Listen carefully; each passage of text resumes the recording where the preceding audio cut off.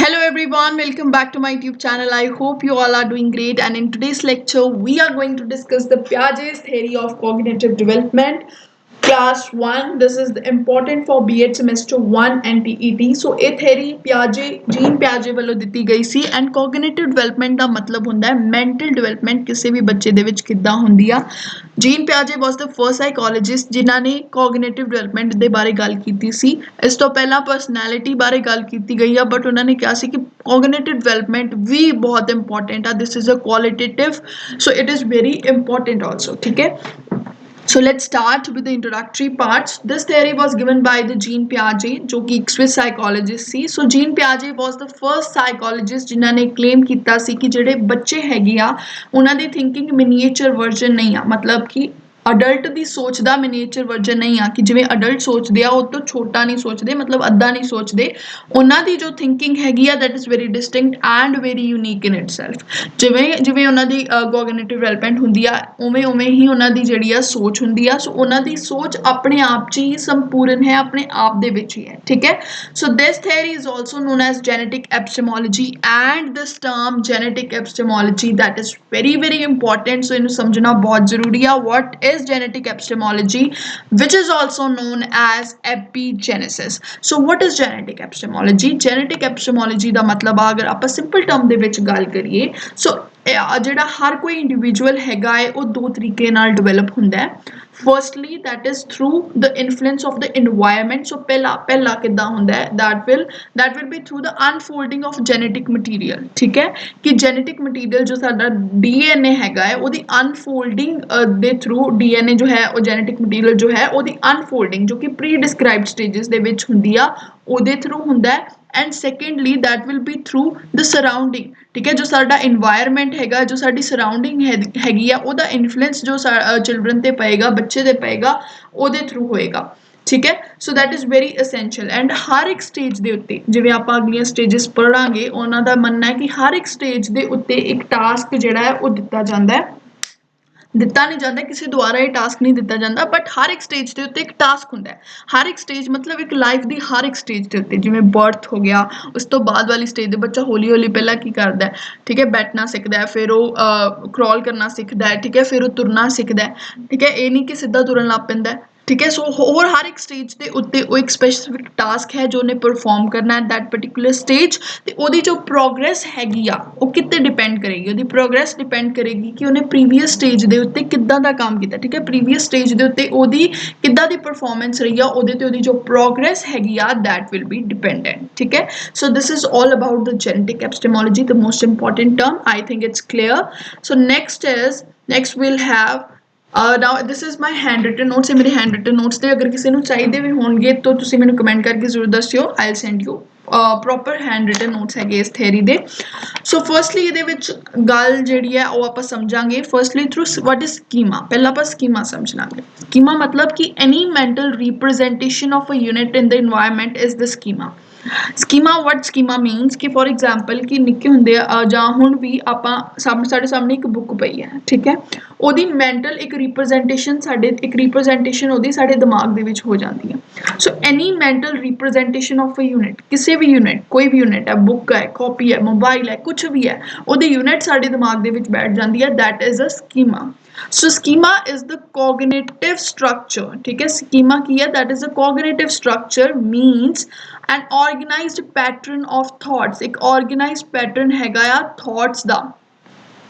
of thoughts that people develop after interacting with the environment, जो लोग develop करते हैं when they start interacting with the environment। So schema is what is schema? schema एक cognitive structure हैगा या that is any mental representation। simple तुसी गल मैं तुहानू समझावां कि अगर तुहाडे सामने एक पेन हैगी आ, पेन दी representation साडे दिमाग दे विच बैठ जांदी है। फॉर एग्जांपल जो तुसी छोटे हुंदे आ असीं निक्कियां निक्कियां चीज़ां समझदे आ, एक चेयर पई है, ठीक है, तुसी अपने मम्मा नू पुछया कि ये की है तो उन्होंने तुहानू दस्सिया चेयर। हुण वो mental रिप्रजेंटेशन तुहाडे दिमाग 'ਚ बैठ गई कि ये जिथे मैं बैठदा आ छोटी जी मेरे तो एक बैठन वाली जगह हैगी आ उहनूं की कहंदे आ चेयर ठीक है so this is a schema ठीक है सो जिहड़ा चाइल्ड हैगा बच्चा हैगा that keeps on adding to these schemas because the number of stimuli increases जिवें जिवें एनवायरनमेंट दे विच एक्सप्लोर करदा है नंबर ऑफ स्टिमुलाई जिहड़े आ इंक्रीज हो जांदे आ एंड उहदे नाल की हुंदा है कि नंबर ऑफ स्कीमास जिहड़े आ वो भी कीप ऑन एडिंग ठीक है दैट कीप्स ऑन एडिंग एक साडे को बिल्डिंग ब्लॉक आ schemas are basically the building blocks ठीक है उस तो बाद साडे को की हुंदा है एक चीज़ आपां नूं समझण दी लोड़ हैगी आ that is a structural idea rough idea exploration and effect residue हुण ये हैगा की फॉर एग्जाम्पल कि ਇਹਦੇ 'ਚ ਇੱਕ ਹੋਰ ਤੁਹਾਡਾ ਕਨਸੈਪਟ ਜਿਹੜਾ ਉਹ ਕਲੀਅਰ ਹੋ ਜਾਏਗਾ ਸਿਮੂਲੇਸ਼ਨ ਐਂਡ ਅਕੋਮੋਡੇਸ਼ਨ ਦਾ ਇੱਕ ਐਗਜ਼ਾਮਪਲ ਲੈਂਦੇ ਆ ਆਪਾਂ ਕਿ simple example okay simple example ਲੈਂਦੇ ਆ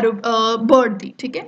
ਇੱਕ ਬੱਚੇ ਦੇ ਦਿਮਾਗ ਦੇ ਵਿੱਚ ਪਹਿਲਾਂ ਤੋਂ ਸਕੀਮਾ ਹੈਗਾ ਉਹਨੇ ਆਪਣੇ ਮੰਮਾ ਨੂੰ ਪੁੱਛਿਆ ਸੀ ਪਹਿਲਾਂ ਤਾਂ ਉਹਦੇ ਦਿਮਾਗ 'ਚ ਸਕੀਮਾ ਹੈ ਕਿ ਜਿਹੜੀ ਚੀਜ਼ ਉੱਪਰ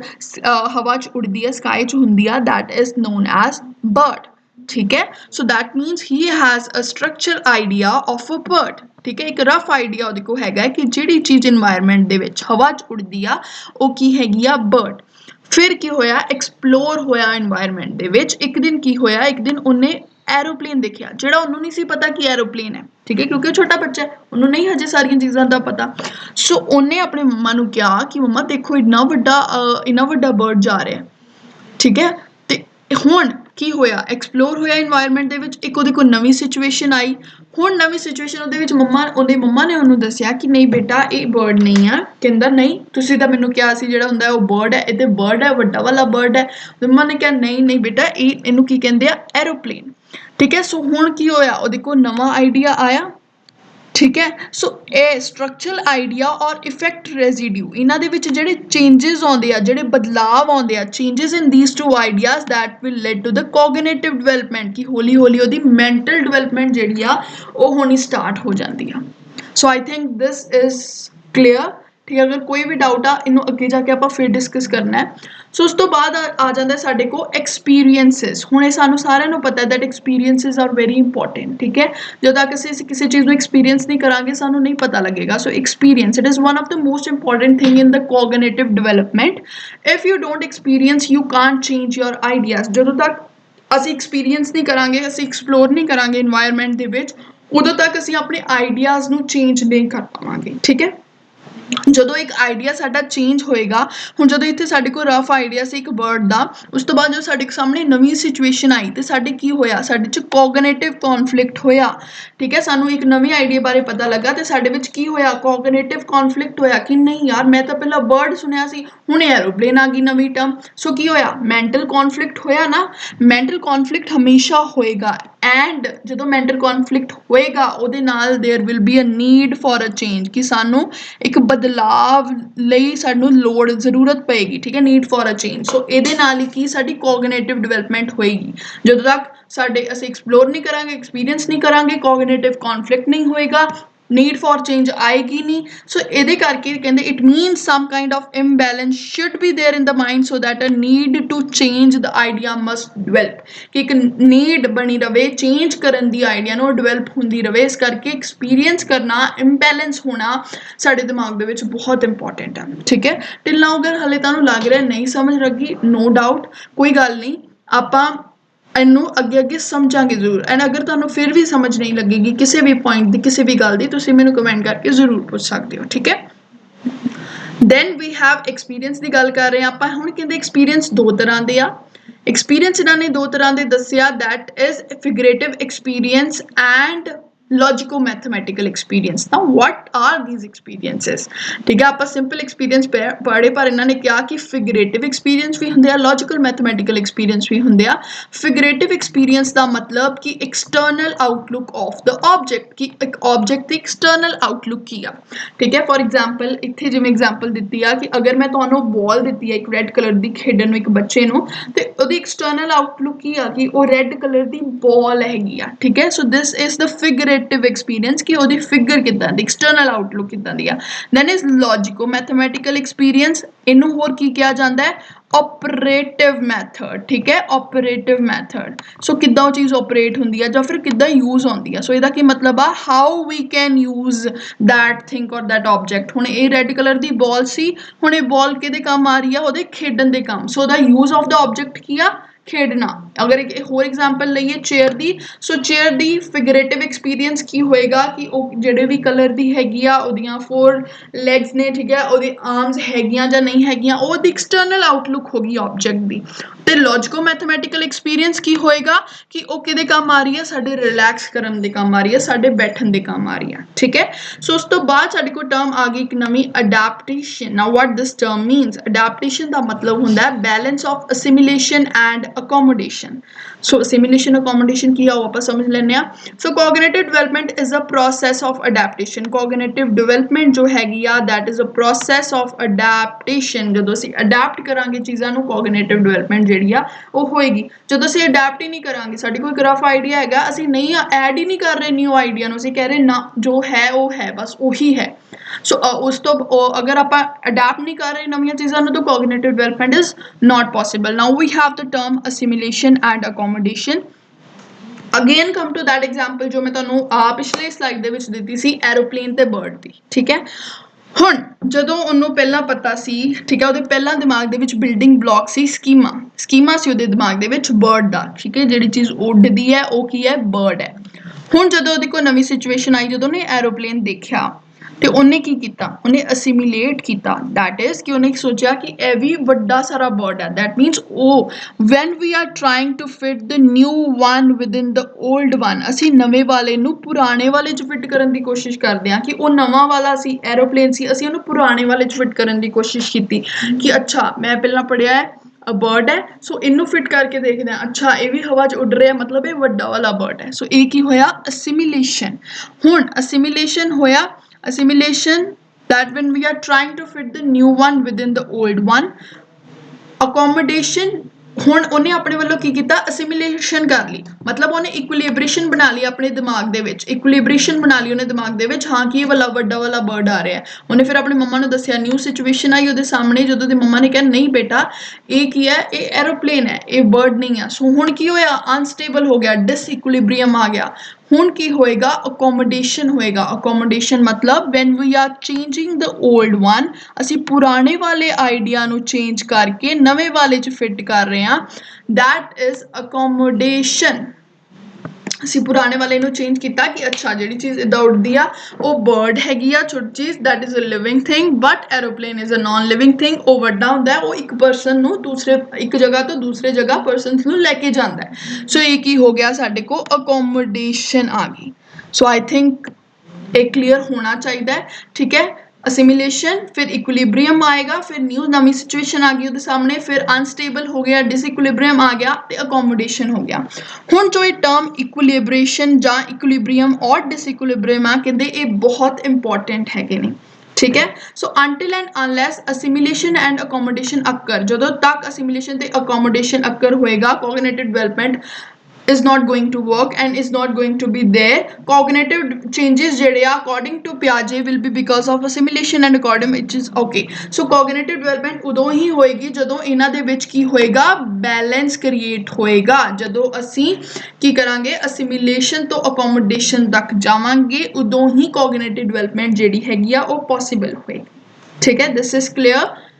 now we have the next one okay so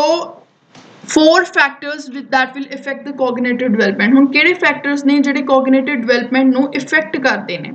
so first one is biological maturation maturation ਦਾ ਮਤਲਬ ਮੈਚੁਰ ਹੋਣ ਦਾ ਮਤਲਬ ਕੀ ਆ ਇੱਕ ਪੀਕ ਲੈਵਲ ਜਿੱਥੇ ਆਣ ਕੇ ਗਰੋਥ ਜਿਹੜੀ ਆ ਸਟਾਪ ਹੋ ਜਾਂਦੀ ਆ so ਕਹਿੰਦੇ it is very essential means certain limit of development is set after the child exploring then cognitive growth will occur ਕਹਿੰਦੇ ਕਿ ਜਦੋਂ ਚਾਈਲਡ ਐਕਸਪਲੋਰ ਕਰਦਾ ਹੈ ਬਾਇਓਲੋਜੀਕਲ ਮੈਚੁਰੇਸ਼ਨ ਤਾਂ ਹੁੰਦੀ ਆ ਕੋਗਨੀਟਿਵ ਡਿਵੈਲਪਮੈਂਟ ਡਿਵੈਲਪਮੈਂਟ ਵੀ ਜਿਹੜੀ ਆ ਉਹਦੀ ਅਕਰ ਕਰਦੀ ਆ। It needs to be neurological mature to experience the object in a proper manner. ਉਹ ਨਿਊਰੋਲੋਜੀਕਲੀ ਮਤਲਬ ਨਿਊਰੋਜ਼ ਉਹਦੇ ਇੰਨੇ ਮੈਚਿਓਰ ਹੋਣੇ ਚਾਹੀਦੇ ਆ ਤਾਂ ਕਿ ਉਹ ਐਕਸਪੀਰੀਅੰਸ ਕਰ ਸਕੇ ਆਬਜੈਕਟਸ ਨੂੰ ਇਨ ਅ ਪ੍ਰੋਪਰ ਵੇ। ਸੈਕਿੰਡ ਸਾਡੇ ਕੋਲ ਹੈਗਾ ਐਕਸਪੀਰੀਅੰਸ, ਜੋ ਆਪਾਂ ਪਿੱਛੇ ਬੜੀ ਅੱਛੀ ਤਰ੍ਹਾਂ ਪੜ੍ਹ ਕੇ ਆਏ ਆ ਕਿ ਐਕਸਪੀਰੀਅੰਸ ਅਗਰ ਨਹੀਂ ਹੋਏਗਾ, ਉਸ ਤੋਂ ਤੱਕ ਜਦੋਂ ਤੱਕ ਅਸੀਂ ਐਕਸਪੀਰੀਅੰਸ ਨਹੀਂ ਕਰਾਂਗੇ ਸਾਡੇ 'ਚ ਕੋਗਨੀਟਿਵ ਕੌਨਫਲਿਕਟ ਨਹੀਂ ਹੋਏਗਾ। ਜਦੋਂ ਤੱਕ ਕੋਗਨੀਟਿਵ ਕੌਨਫਲਿਕਟ ਨਹੀਂ ਹੋਏਗਾ ਸਾਡੇ 'ਚ ਨੀਡ ਫॉर ਚੇਂਜ ਨਹੀਂ ਆਏਗਾ ਐਂਡ ਕੋਗਨੀਟਿਵ ਡਿਵੈਲਪਮੈਂਟ ਜਿਹੜੀ ਆ ਉਹ ਪੋਸੀਬਲ ਨਹੀਂ ਆ। So this is also the one of the important factor. Then we have social transmission. Social transmission ਦਾ ਮਤਲਬ ਇਨਵਾਇਰਮੈਂਟ ਸਰਾਊਂਡਿੰਗ, ਉਹਦੇ ਪੀਅਰ ਰਿਲੇਸ਼ਨਸ਼ਿਪ, ਇਹ ਸਭ ਦਾ ਕੀ ਉਹਦੇ ਤੇ ਇਫੈਕਟ ਹੈ। ਉਹ ਬਹੁਤ ਇੰਪੋਰਟੈਂਟ ਇਫੈਕਟ ਹੈਗਾ ਹੈ ਕਿਉਂਕਿ ਜਦੋਂ ਤੱਕ ਇੱਕ ਬੱਚਾ ਅੱਛੇ ਇਨਵਾਇਰਮੈਂਟ ਦੇ ਵਿੱਚ ਹੈਗਾ ਉਹਦੀ ਕੋਗਨੀਟਿਵ ਗਰੋਥ ਜਿਹੜੀ ਆ, ਕੋਗਨੀਟਿਵ ਡਿਵੈਲਪਮੈਂਟ ਜਿਹੜੀ ਆ ਉਹ ਅੱਛੇ ਤਰੀਕੇ ਨਾਲ ਹੋਏਗੀ। ਫॉर ਐਗਜ਼ਾਮਪਲ ਪਹਿਲਾਂ ਜੁਆਇੰਟ ਫੈਮਲੀਜ਼ ਹੁੰਦੀਆਂ ਸੀ ਤੇ ਜਿਹੜਾ ਬੱਚਾ ਸੀ ਉਹ ਬੜੀ ਛੇਤੀ ਗਰੋ ਕਰਦਾ ਸੀ, ਕੋਗਨੀਟਿਵ ਉਹਦਾ ਮੈਂਟਲ ਲੈਵਲ ਵੀ ਬੜੀ ਅੱਛੀ ਤਰ੍ਹਾਂ ਗਰੋ ਕਰਦਾ ਸੀ। ਪਰ ਅੱਜ ਕੱਲ੍ਹ ਕੀ ਹੈ, ਨਿਊਕਲੀਅਰ ਫੈਮਲੀ ਹੈਗੀਆਂ ਹੈ, ਸੋ ਕਿਉਂਕਿ ਟਾਈਮ ਨਹੀਂ ਹੁੰਦਾ ਕਿਸੇ ਕੋਲ। ਉਦੋਂ ਕਿਉਂ ਸੀ,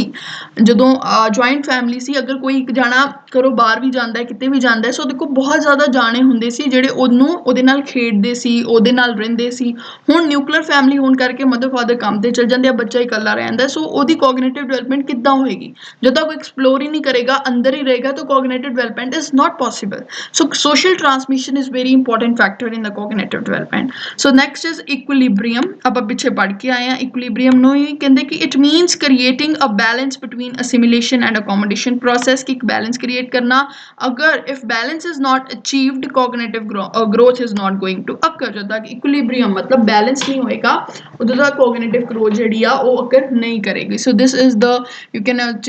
ਸੇ ਇੱਕ ਥੋੜਾ ਫਲੋ ਚਾਰਟ ਟਾਈਪ, ਠੀਕ ਹੈ, ਇੱਕ ਇਦਾਂ ਦਾ ਬਣਾਇਆ ਹੋਇਆ, ਤੁਸੀਂ ਇਹਨੂੰ ਬਣਾ ਸਕਦੇ ਹੋ। ਬਾਇਓਲੋਜੀਕਲ ਮੈਚਿਓਰੇਸ਼ਨ, ਐਕਸਪੀਰੀਅੰਸ ਹੋ ਗਿਆ, ਸੋਸ਼ਲ ਟਰਾਂਸਮਿਸ਼ਨ ਹੋ ਗਿਆ, ਐਂਡ ਸਾਡੇ ਕੋਲ ਕੀ ਆ ਗਿਆ, ਇਕੁਇਲਿਬ੍ਰੀਅਮ, ਠੀਕ ਹੈ, balance. Now next we have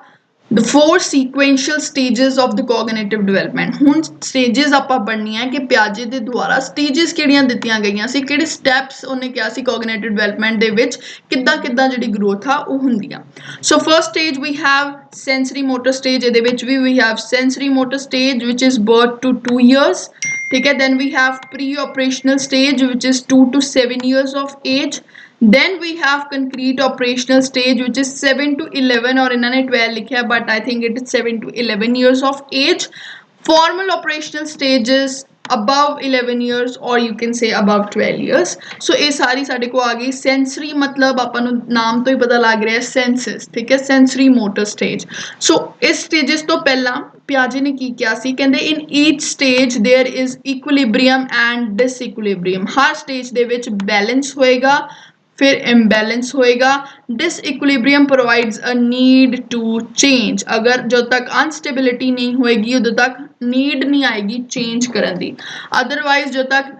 disequilibrium नहीं होएगा कॉग्निशन जेड़ी हैगी आ that will not occur. So it and in every individual कहते it is not necessary that level of disequilibrium, कहते कि ये जरूरी नहीं आ कि हर एक दे विच जेड़ा लेवल ऑफ अनस्टेबिलिटी आ ਜਾਂ ਫਿਰ डिसइक्विलिब्रियम आ ਉਹ सेम ਹੋਵੇ। ਕਿਸੇ ਸਟੇਜ ਦੇ ਵਿੱਚ ਜ਼ਿਆਦਾ ਹੋ ਸਕਦਾ ਹੈ, ਕਿਸੇ ਸਟੇਜ ਦੇ ਵਿੱਚ ਘੱਟ ਹੋ ਸਕਦਾ ਹੈ, ਐਂਡ ਇੰਡੀਵਿਜੂਅਲ ਟੂ ਇੰਡੀਵਿਜੂਅਲ ਵੀ ਫਰਕ ਪਏਗਾ। ਹੁਣ ਇੰਡੀਵਿਜੂਅਲ ਟੂ ਇੰਡੀਵਿਜੂਅਲ ਕਿੱਦਾਂ ਫਰਕ ਪਏਗਾ, ਉਹੀ ਗੱਲ, ਇਹਦੇ ਵਿੱਚ ਇਨਵਾਇਰਮੈਂਟ ਦਾ ਰੋਲ ਬਹੁਤ ਆਏਗਾ, ਸਾਡੀ ਸਰਾਊਂਡਿੰਗ ਦਾ ਰੋਲ ਬਹੁਤ ਆਏਗਾ, ਸਾਡੇ ਪੈਰੈਂਟਸ ਸਾਡੇ ਪੀਅਰ ਰਿਲੇਸ਼ਨਸ਼ਿਪ ਦਾ ਰੋਲ ਬਹੁਤ ਆਏਗਾ। So the time for which the individual is in equilibrium state will vary may be individually or stage wise, ਕਿ ਕਿੰਨੇ ਟਾਈਮ ਤੱਕ ਉਹ ਇਕੁਇਲਿਬ੍ਰੀਅਮ 'ਚ ਰਹਿ ਰਿਹਾ ਹੈ ਉਹ ਡਿਪੈਂਡ ਕਰੇਗਾ ਇੰਡੀਵਿਜੂਅਲੀ ਵੀ, ਹਰ ਇੱਕ ਬੱਚੇ ਦੇ ਇੰਡੀਵਿਜੂਅਲੀ ਵੀ ਡਿਫਰ ਕਰੇਗਾ ਤੇ ਸਟੇਜ ਵਾਈਜ਼ ਵੀ ਫਰਕ ਪਏਗਾ, ਠੀਕ ਹੈ। ਸੋ ਕਿੱਦਾਂ ਹੁੰਦਾ, ਸਟੇਜ 1 ਆ ਗਈ ਡਿਸਇਕੁਇਲਿਬ੍ਰੀਅਮ, ਫਿਰ ਇਕੁਇਲਿਬ੍ਰੀਅਮ, ਡਿਸਇਕੁਇਲਿਬ੍ਰੀਅਮ, ਫਿਰ equilibrium. So this is the flow chart to know ਕਿ ਕਿੱਦਾਂ ਚੀਜ਼ਾਂ ਹੋ ਰਹੀਆਂ, ठीक है। सो अपने को आ गई sensory motor stage, pre operational stage, concrete operational, formal operational, and in next video we are going to discuss all these stages in detail. So I hope lecture तुहानू हेल्पफुल लगा होएगा। If you like this video then please don't forget to like share and subscribe, and अगर कोई भी doubt हाले तक हैगा you can comment me down. Bye bye, see you in the next video.